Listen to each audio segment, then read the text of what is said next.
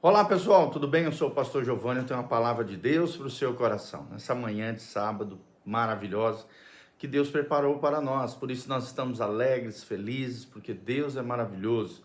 Deus é o nosso Redentor, é o nosso Senhor, é o nosso Salvador. Jesus de Nazaré ama você. Desde já dá um joinha, clica aqui no sininho, siga o nosso canal PR Giovanni no YouTube e que Deus nos abençoe e nos acompanhe nesse devocional nessa manhã. Nós estamos numa série de estudos em 1 Timóteo, já estamos no capítulo 5 de 1 Timóteo.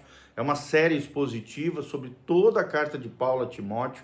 E todos os dias estamos pegando de 2 a 3, 4 versículos, a fim de trazermos uma ampliação do conhecimento, de uma meditação, de uma reflexão dentro daquilo que Deus nos ensina através da sua palavra. Desde já, deixe os seus comentários também, da onde você está nos assistindo, o que você tem achado dessa série, e que Deus nos abençoe e nos acompanhe nessa jornada linda através da palavra de Deus. Nós lemos o último versículo, versículo 8, 1 Timóteo 5, diz: mas se alguém não tem cuidado dos seus, e principalmente dos da sua família, negou a sua fé e é pior do que o infiel. E o tema era esse, cuidando da sua família. Se alguém não aprendeu a cuidar da sua família, ele está destruindo a sua fé, gerando um mau testemunho terrível para os de dentro da família, que sofrem às vezes aquele agravo, aquela situação do não acolhimento, da não provisão, do não cuidado. Um exemplo aqui são as viúvas, que deveriam ser cuidadas primeiramente pelos seus entes queridos, pelos seus familiares, principalmente seus filhos e netos, e também, caso não tenham filhos e netos, aí sim a igreja local, a família de Deus, a comunidade da fé, deveria amparar esses queridos irmãos. Então, olha o que diz o versículo 9 aqui: nunca seja inscrita viúva com menos de 60 anos, e só a que tenha sido mulher de um só marido. Então, Paulo está restringindo aqui de quem a igreja deve cuidar no momento de necessidade, caso os seus familiares, entes queridos, filhos e netos não tenham condição ou não existam para acolhê-la, cuidá-la, provê-la das suas reais necessidades. Uma viúva com mais de 60 anos, aqui a gente vê uma ideia de aposentadoria, né? No sentido de que a pessoa já tem uma idade avançada, não tem mais a capacidade física, biológica, às vezes, de estar trabalhando, né? E naquela época os trabalhos eram extremamente pesados, a maioria deles rurais, né? Não tinha condicionamento físico de se autossustentar e de produzir riquezas para si. Por isso, Paulo deixa essa determinação: mulheres viúvas com mais de 60 anos, que tenham sido mulher de um só marido, ou seja, tenham sido leais, fiéis ao seu compromisso matrimonial. Então é muito importante isso. Mulheres leais, mulheres fiéis, mulheres de Deus, mulheres que já tenham uma idade já madura, né, avançada, onde a sua capacidade física já sofre o agravo do envelhecimento, da dificuldade física, biológica, por isso precisava ser amparada pelas comunidades locais. E aí Paulo continua dizendo: tendo testemunho de boas obras, ou seja, uma mulher que dava bom testemunho, que era um exemplo para as demais mulheres, as mais moças, né?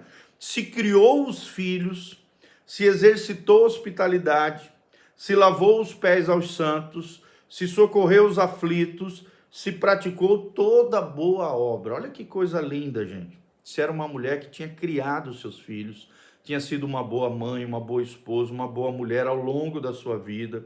Se ela exercitava hospitalidade, ou seja, naquela época era muito comum os apóstolos, né, os pastores, os presbíteros, diáconos, transitarem entre as comunidades e aí serem acolhidos pelos irmãos nas suas casas. Então, aqui é outro crivo. Se criou seus filhos filhos já eram criados, bem criados e não mal criados, nem mal educados. Se ela havia acolhido, exercido hospitalidade, recebendo os irmãos nas suas casas, né? Tinha sido uma mulher hospitaleira, se havia lavado os pés dos santos. Por quê? Porque naquela época era muito comum a prática de lava-pés. assim como o batismo e a Santa Ceia, a terceira ordenança de Cristo, que era muito praticada na igreja primitiva, era o lava-pés, que era uma espécie de cerimonial, de memorial, de honra, né, às autoridades ali espirituais, aos pastores, os líderes e também entre os irmãos, independente do cargo e da função, um honrando o outro, um ajudando o outro, um lavando os pés dos outros. Por isso que diz, aos pés dos santos.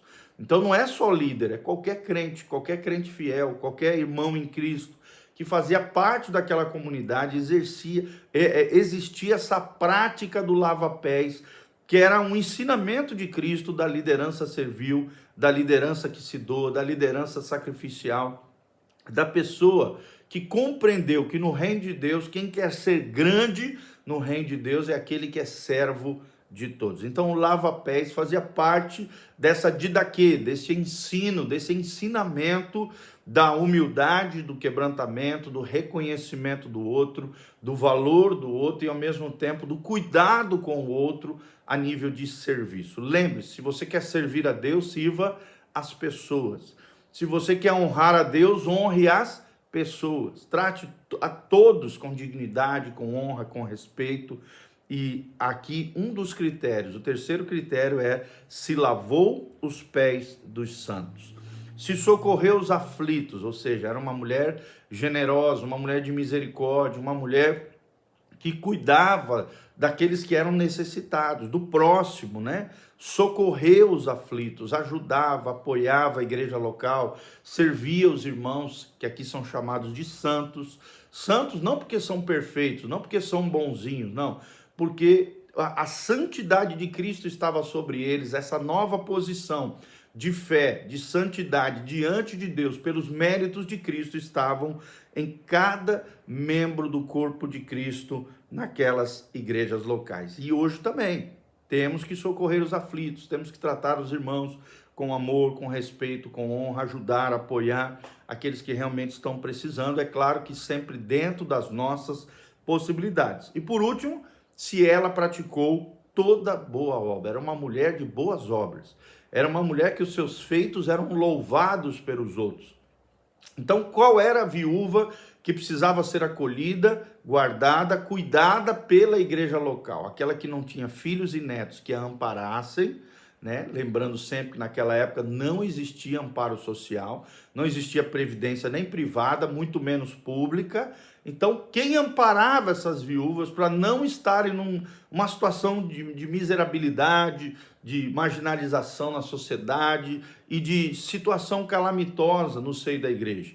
Era a própria comunidade, os próprios irmãos se uniam, os líderes juntamente com as comunidades locais e amparavam, ajudavam as irmãs que praticavam boas obras, que socorriam os aflitos, que lavavam os pés dos santos, dos irmãos, que exercia a hospitalidade e aquelas que haviam criado os seus filhos no temor, na admoestação e na disciplina diante do Senhor e diante dos homens. Então, esses são os requisitos para a escolha de viúvas que seriam amparadas e cuidadas pela liderança espiritual e pelas igrejas naquela época, e é um ótimo referencial que nós podemos ter hoje nas nossas comunidades. Versículo 11, mas não admitas as viúvas mais novas, porque quando se tornam levianas contra Cristo, querem casar-se.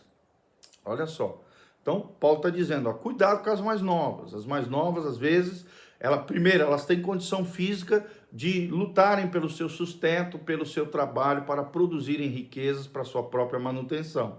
E muitas vezes se tornam levianas. Em que sentido? Mulheres, né, imorais, às vezes, mulheres fofoqueiras, mulheres problemáticas dentro da comunidade cristã.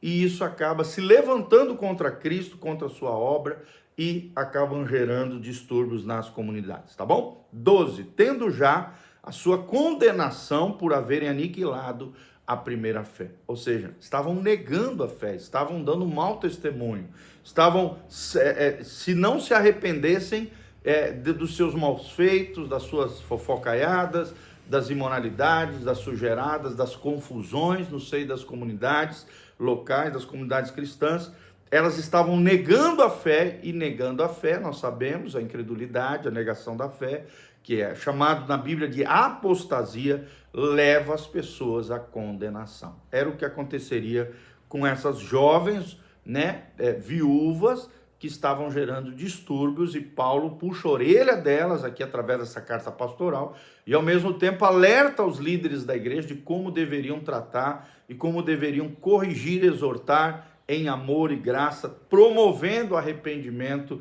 e restauração dessas mulheres. É o que diz o 13. Além disso, aprendem também a andar ociosos na sua casa, e não só ansiosos, mas também tagarelas, curiosas, falando o que não convém. Era fofocaiada, falar da vida dos outros, e aquelas confusões que existiam nas igrejas com a língua. Aquele que não domina a sua língua, não domina o seu corpo, faz mal para si, faz mal para a coletividade. É o que nós vemos aqui. As viúvas mais novas acabavam gerando esses distúrbios. Que você e eu, que nós não sejamos fofoqueiros. A fofoca é uma coisa do diabo. A Bíblia diz que quem semeia contenda entre os irmãos faz uma coisa abominável do ponto de vista de Deus. Então, elimine esse tipo de prática, né? A injúria, a calúnia, a difamação, a fofoca e a confusão entre os irmãos. Amém? Que Deus abençoe essa palavra ao seu coração. Aqui debaixo tem todas as informações de como você pode contribuir com esse ministério de pregação da palavra, cuidado de vidas, igreja local e pregação do Evangelho de Jesus. Eu sou o pastor Giovanni, Igreja Casa na Rocha, Dr. Camargo 4555. E quero deixar um convite amanhã, pastor Irã Góes, lá de Campo Mourão, estará conosco às 9 horas da manhã e às 19 horas. Se eu fosse você, não ficaria de fora. Vem estar conosco. Que Deus abençoe você. Dr. Camargo 4555. Amém e amém.